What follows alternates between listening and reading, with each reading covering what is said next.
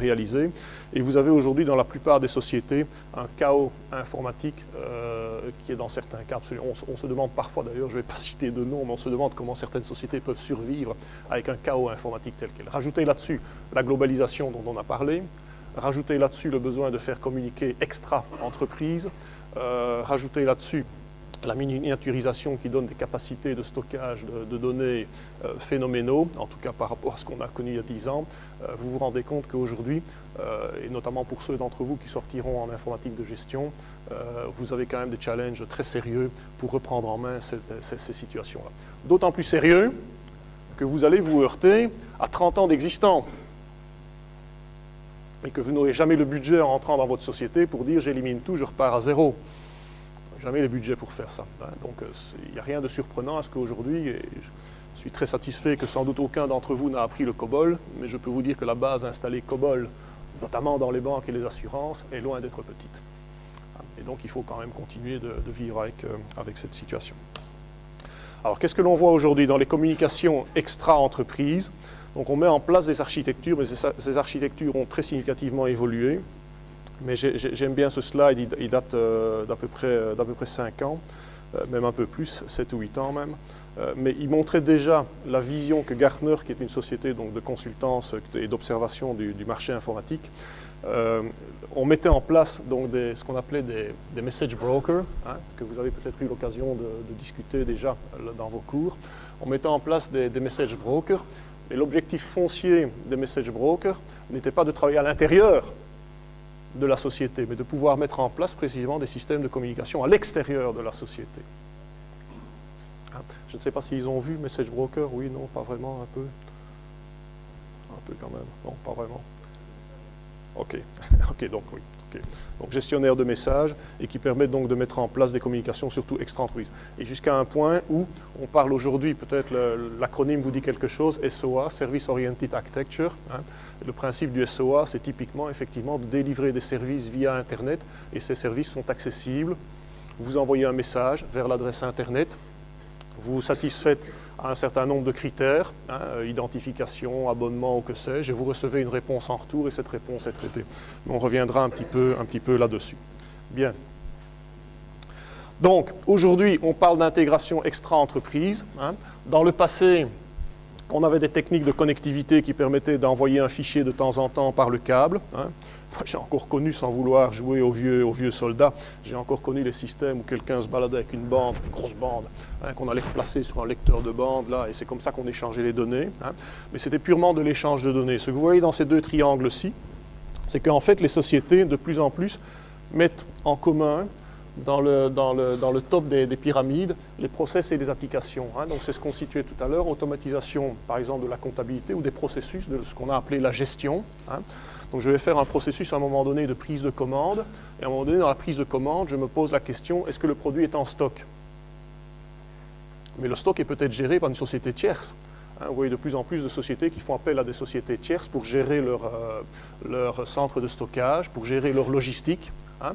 Et donc, ça veut dire que l'information sur la donnée logistique ne se trouve pas sur le système de la société, mais sur le système de la société logistique, du partenaire logistique. Et donc, il faut à un moment donné débrancher dans le processus de prise de commande, aller poser la question au système du logisticien qui va donner sa réponse et puis on peut continuer le processus de prise de commande. Hein. Et donc, en fin de compte, c'est ça que ces deux pyramides expliquent, c'est qu'à un moment donné, des sociétés réfléchissent, et ça existe aujourd'hui clairement, hein, à intégrer leur processus au travers d'une chaîne globale. Hein. Jusqu'à un point où certaines sociétés réfléchissent aussi à mettre en place les contrats. Donc il y a un contrat qui existe entre deux sociétés, je le mets sur un site commun. Et on commence déjà à ne plus se disputer pour savoir quelle version de contrat on a signé. Et ces contrats peuvent contenir des conditions de rebate, de discount, peuvent contenir des conditions de facturation, peuvent contenir un certain nombre d'informations qui sont importantes pour les deux sociétés pour faire leur propre gestion. Ok, bien. Donc, on en a un petit peu parlé tout à l'heure. Hein. Aujourd'hui, les demandes du marché, c'est d'être rapide, d'être le plus léger possible et d'avoir une certaine agilité. Hein. On a parlé un petit peu de réactivité. Hein. On traduit ça aujourd'hui en termes d'agilité. Donc il faut une société soit agile et soit capable donc, de réagir très vite, d'avoir beaucoup de flexibilité. Par contre, l'informatique, avec le passé et les boulets qu'elle traîne derrière elle, de loin ne démontre pas le niveau d'agilité et de flexibilité nécessaire.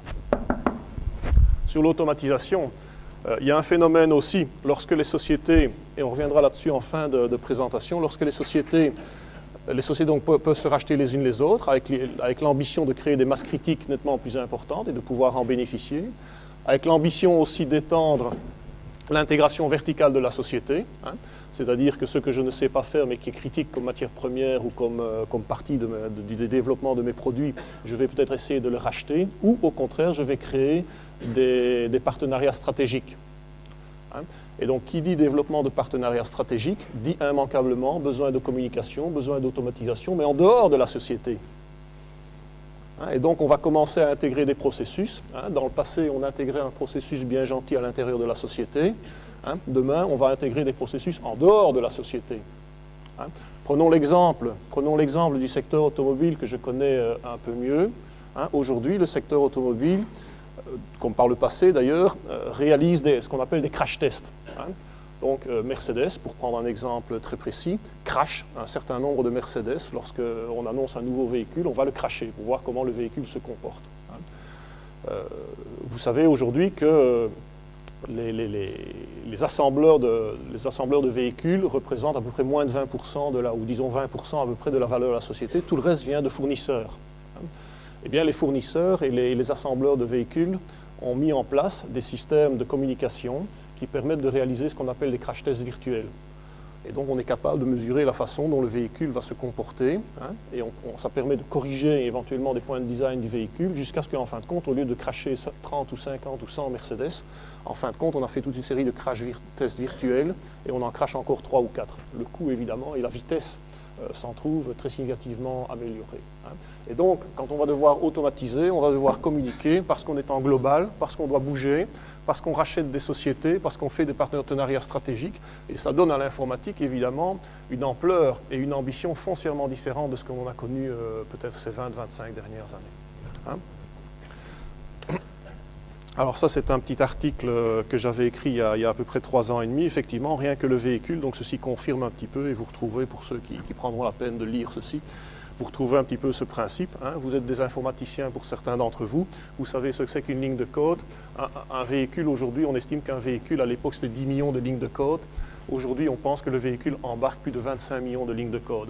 Et donc, même la voiture, qui apparaît a priori comme n'étant pas de l'informatique, devient de l'informatique foncièrement. Il y a de l'intelligence dans la voiture, vraiment de l'intelligence, et qui n'est pas purement de l'automatisation d'un capteur. C'est vraiment du traitement de l'information. Et aujourd'hui, les sociétés automobiles réfléchissent vraiment comment ils vont pouvoir utiliser l'intelligence embarquée pour fournir des services additionnels. Services touristiques, services de support, services d'appel de secours automatique. On parle de plus en plus de la communication car to car. Et donc, en fait, si vous voulez, vous êtes sur une autoroute et votre voiture va détecter elle-même quelles sont les voitures autour d'elle et va gérer éventuellement les distances de sécurité, etc. Donc ça, ce sont les technologies qui viennent progressivement. Donc ce qui est important peut-être et qui a été dit sans être dit, donc vous avez effectivement un niveau qui est purement opérationnel. Donc quelqu'un avait mentionné la partie production. Donc effectivement, je produis, donc je suis très opérationnel, la donnée est relativement volatile. Et ça, c'est ce qu'on appelle donc la pyramide, essentiellement la pyramide des données. Donc des données relativement volatiles au niveau le plus bas. Je monte d'un cran, je mets des données à disposition du management pour des décisions de marketing, pour des décisions de vente, pour des analyses de comportement de la société. Et puis je termine au niveau le plus élevé, qui est aussi, on donne le nom de Executive Information System, où là c'est vraiment du dashboard. Donc j'ai le patron de l'entreprise qui a toutes les semaines, tous les jours, tous les mois, les 20 chiffres clés qui lui permettent de gérer sa société. Et vous avez donc cette pyramide qui se met progressivement en place, qui part du plus opérationnel vers le bas, au plus stratégique, au plus long terme, et qui permet de réconcilier aussi les budgets au niveau le plus haut. Donc le business context, on en a parlé un petit peu. Donc clairement, si je regarde un peu vers le passé, à un horizon année 2000, vous n'avez sans doute pas connu ça évidemment, mais il y a eu le gros danger informatique de l'année 2000 parce qu'aucun des systèmes n'avait été prévu pour tenir compte des années 2000. On tenait compte des années 1900 et on mettait uniquement 2 digits pour l'année. Mais dès le moment où on recommençait en 2000, donc 0,0, ça commençait à causer des problèmes pour les classifications, etc. Donc ça, c'était le problème de l'année 2000. Il y a eu le boom Internet qui est venu à peu près en même temps, qui a été un peu ralenti par l'année 2000 et puis qui a explosé dès que l'année 2000 a été